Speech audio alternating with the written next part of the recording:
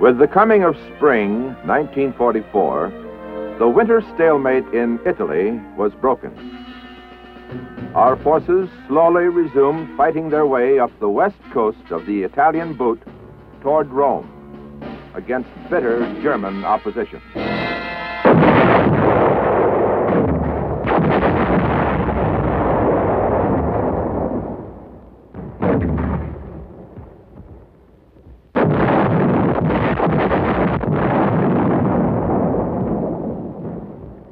The British advanced up the east coast in the face of equally bitter opposition.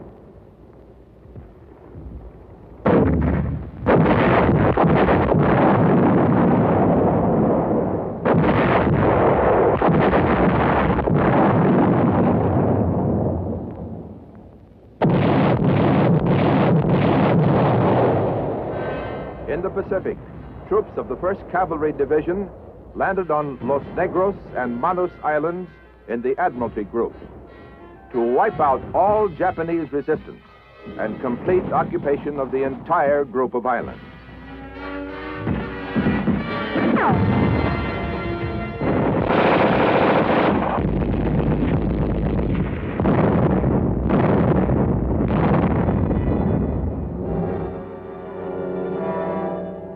We landed large forces at Hollandia and Itape on the north coast of New Guinea. General Stilwell and his troops were fighting the Japanese in Burma.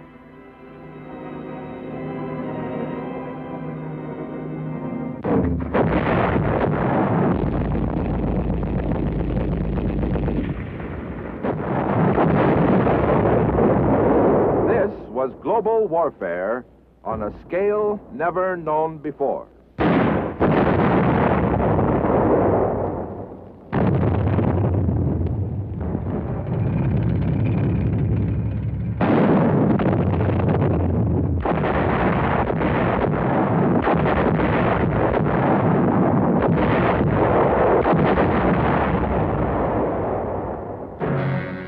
Less than 3 years before, Hitler had addressed the Reichstag.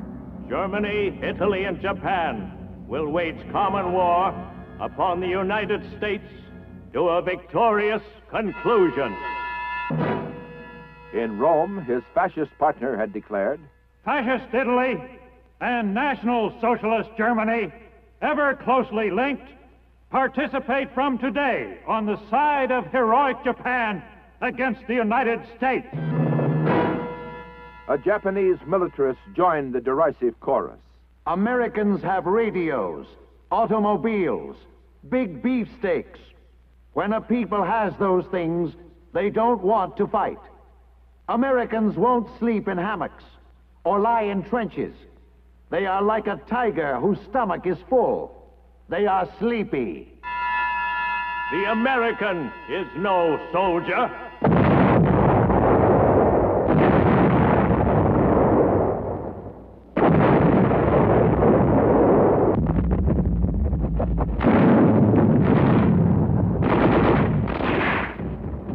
The American, no soldier. And yet there he was, carrying the fight to the boastful aggressors.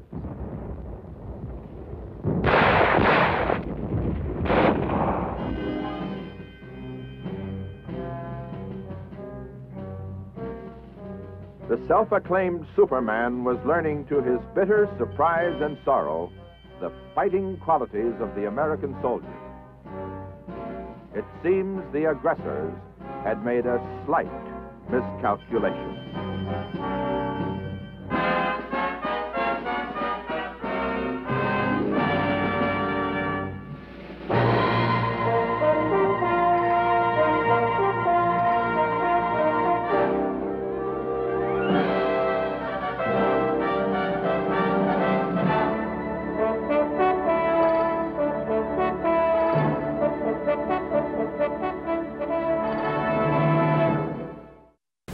On the 4th of June, 1944, our Fifth Army captured Rome. It was a military victory, yes, but its psychological effect carried the greater impact throughout the world.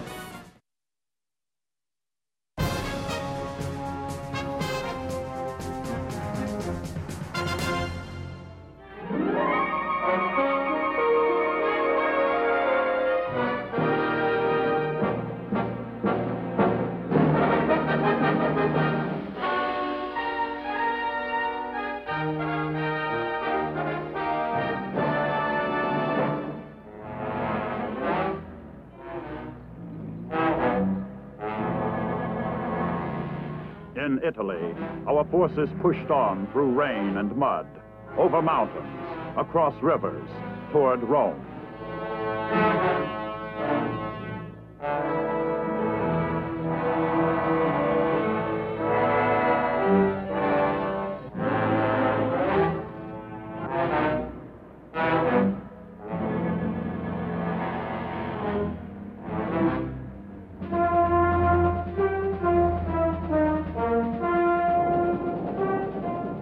Our power drive up the Italian boot forced the enemy to divert 30 of his divisions from France and the Low Countries, weakening his defenses along the English Channel coast, where our invasion of France was soon to come. We now had an army numbering millions of soldiers.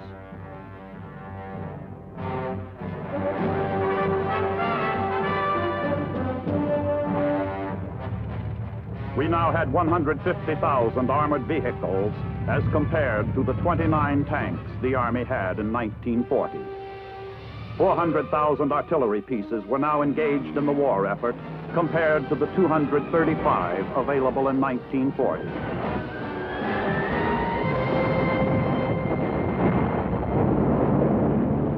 From a 1940 production capacity of 117 aircraft a month, we were now producing 9,000 planes of all types a month, a plane every 5 minutes, 12 an hour. Here now was an air arm of 150,000 planes supporting the coordinated Allied effort to wipe out enemy industry, supply routes, and communication facilities.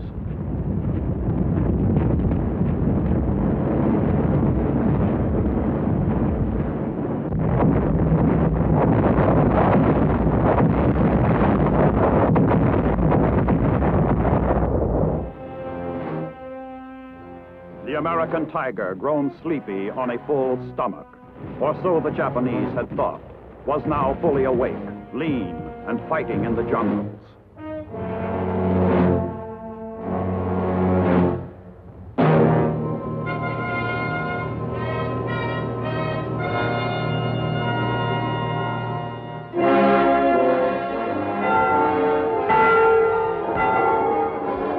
On the 4th of June, 1944, our Fifth Army captured Rome.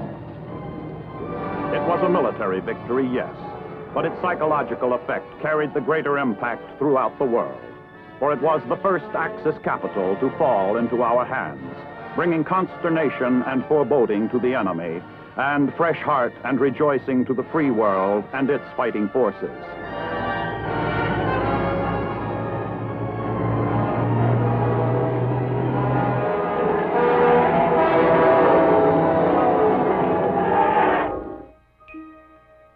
In England, after months of planning and preparation, it was D-Day -2. General Eisenhower was about to unleash the most massive amphibious invasion in history. During the big buildup, England had become a vast staging area for troops and the materiel of war.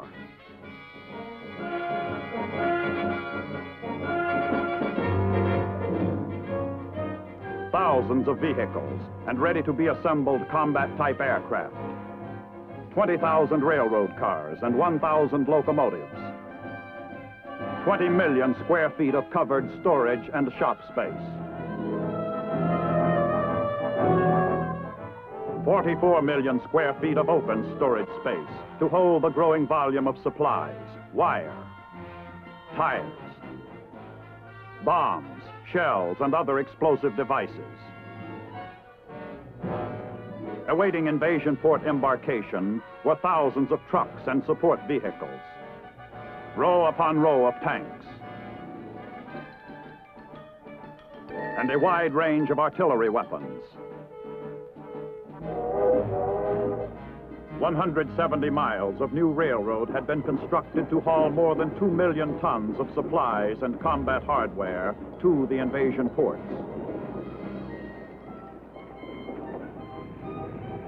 The United States Army had constructed 163 airfields in England for the Allied planes that were systematically bombing Germany day and night.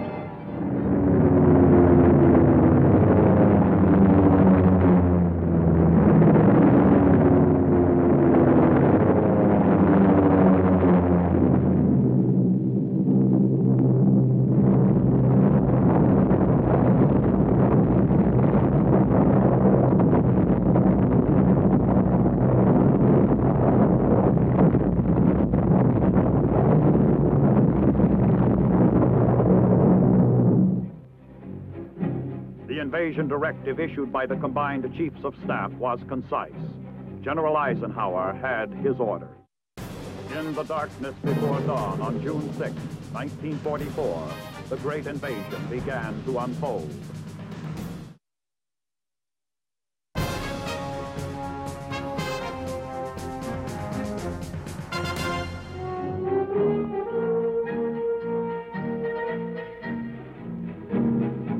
D-Day -1. Invasion forces began embarking in England. Destination, Normandy. Involved in this massive amphibious invasion were some 3 million soldiers, sailors, and airmen. 4,000 ships and boats.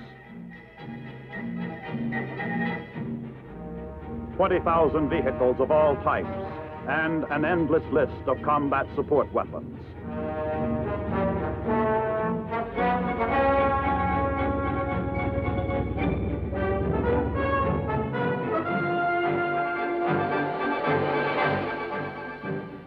Operation Overlord, the code name for the invasion, was close at hand. Now, as D-Day and H-Hour approached, the final logistical operation was underway.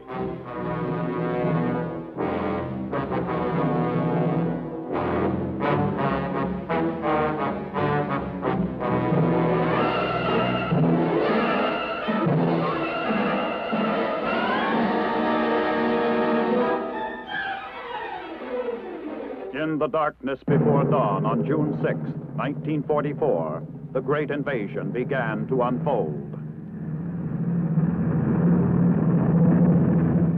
17,000 men of the 82nd and 101st Airborne Divisions, with over 2 million pounds of combat equipment and supplies, were airlifted to carefully selected drop zones behind the invasion beaches, where they were dropped to secure key road junctions and other strategic terrain objectives.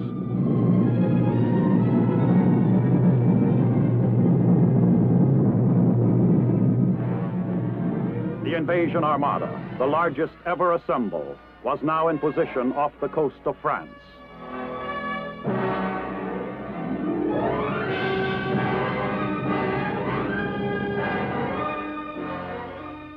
While our assault forces prepared for H-Hour, Allied naval power began their concentrated shore bombardment.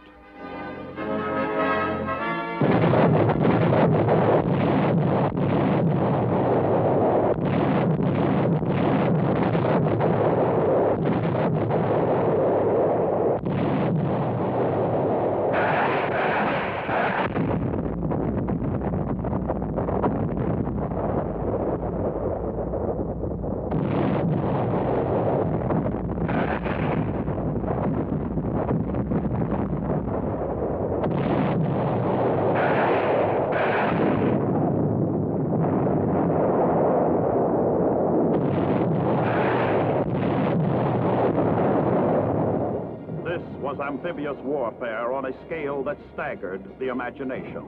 Nothing like it had ever been seen.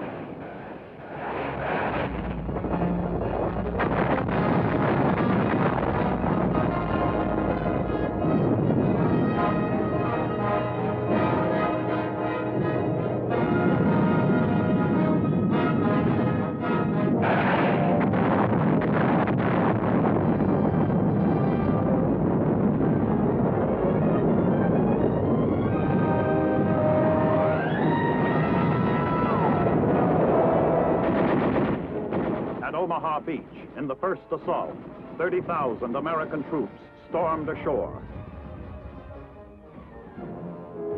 British and Canadian forces struck at 3 different beach sectors.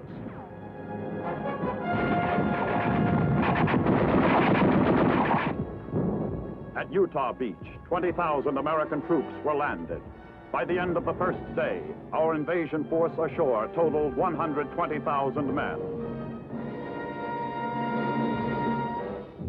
With every passing hour, with each passing day, reinforcements streamed ashore to enlarge the beachhead with tanks, trucks, ammunition, and supplies.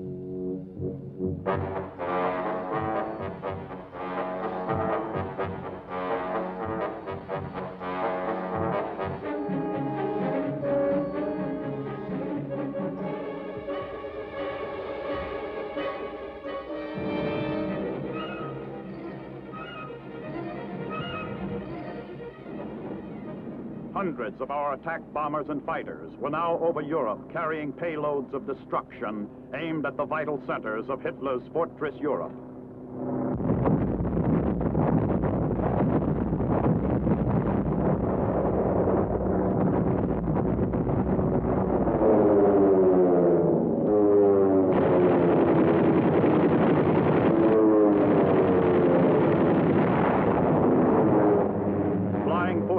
In heavy formations cascaded 3,500 tons of explosives, a ton every second, upon Nazi-held positions.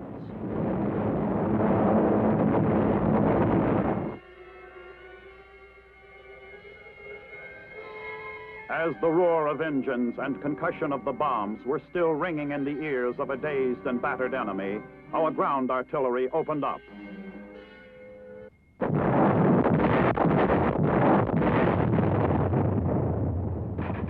Our tanks and infantry rolled forward, driving west to isolate Brest and other ports on the peninsula. Other elements pushed south and east toward Paris.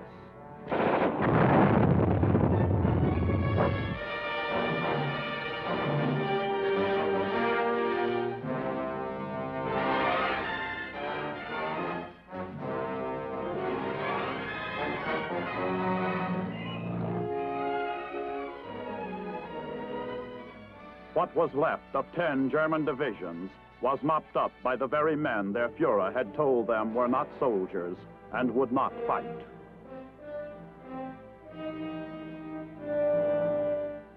Again, the aggressor had made a slight miscalculation.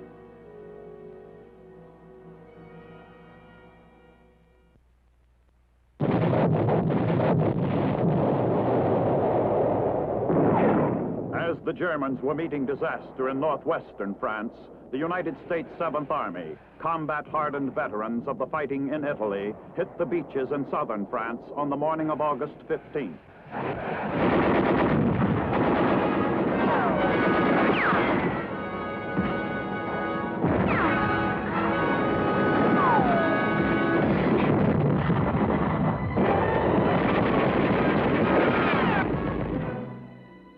During that day, 50,000 men and their equipment were landed.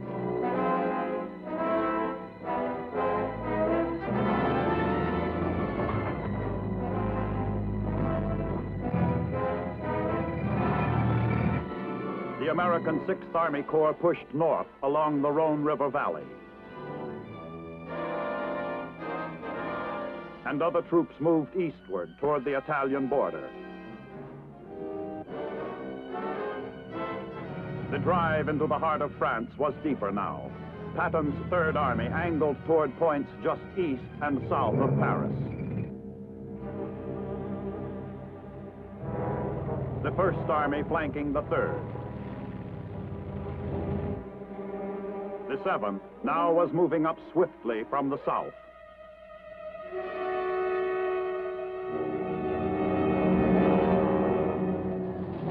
Days after the landings in southern France, Paris was liberated after 4 years of Nazi occupation.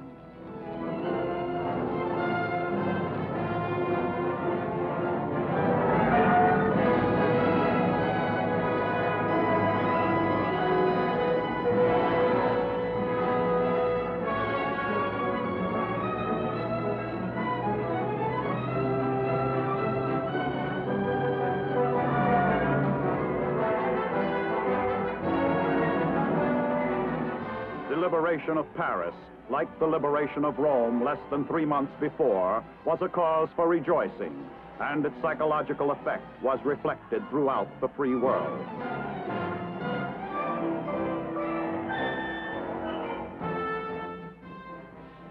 Among our troops, who paraded so proudly down the Champs-Élysées, were some whose fathers had followed the same flag down that famous avenue a quarter of a century before, celebrating another victory, which they too had won in the best traditions of the American fighting man, and who had come there not for conquest, but to liberate.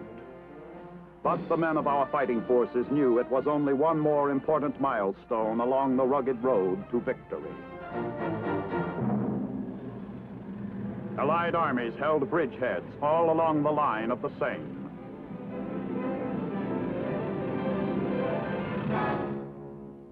In the south of France, they captured Toulon and Marseille.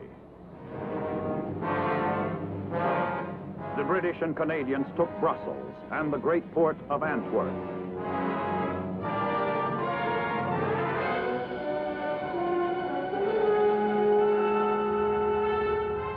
The first American army pushed across the border into Belgium and drove on to Liège. The Third took Verdun.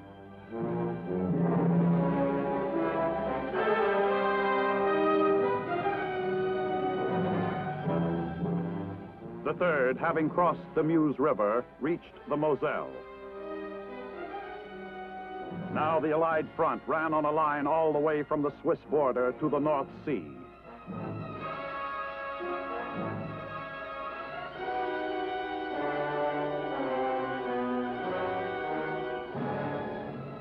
7th Army patrols coming up from the south met patrols from the 3rd Army. The two armies were now linked up for the coordinated offensive to come.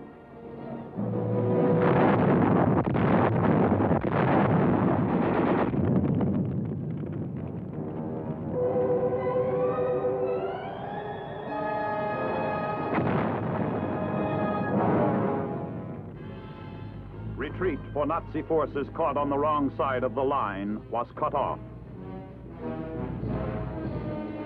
We rounded up our share of prisoners. The desperate plight of Hitler's armies became more apparent as the bewildered legions of a once mighty, destructive force found themselves defeated by an army they had been repeatedly told would never last on the soil of the Third Reich longer than 9 hours.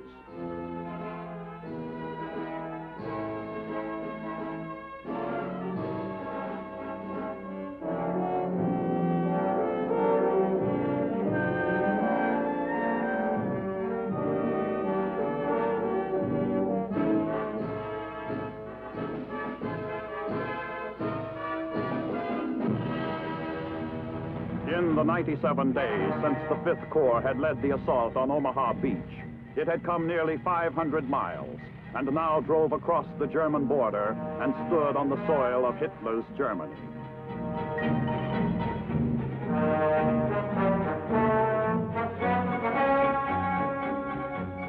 Who was it that once said the American was no soldier?